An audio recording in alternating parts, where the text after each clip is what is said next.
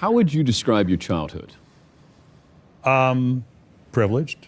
I mean, I was adopted at birth in New York.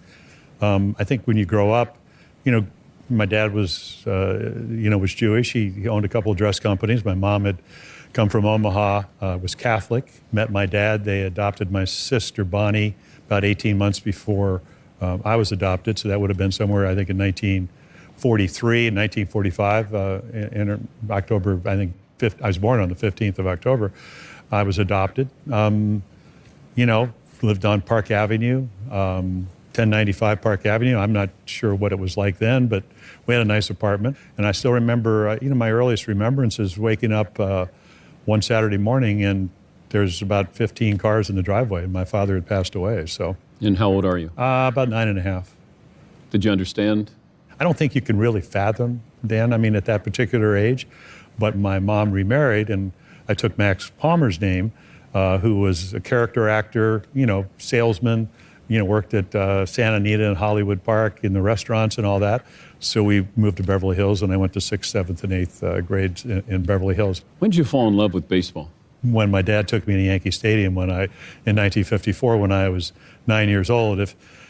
Years ago, Billy Crystal did the movie City Slickers, and there's a scene where they're in horseback in New Mexico, and he's with his buddy from New York, and he says, "What's your greatest day ever?" And he said, "Oh, when I was 10 years old, 1955, my dad took me to Yankee Stadium, and it was before color television, and when I walked up that the runway and actually saw the field, the lights, and whatever," he goes, that was the greatest day ever. Well, it happened to me a year earlier.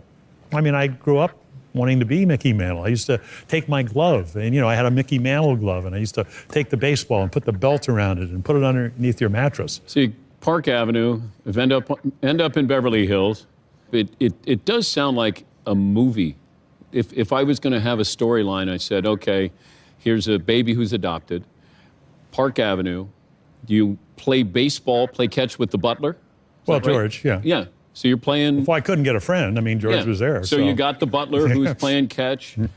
Tragedy happens with your stepfather dying at the age of 9. You moved to California, then to Beverly Hills, then to Arizona.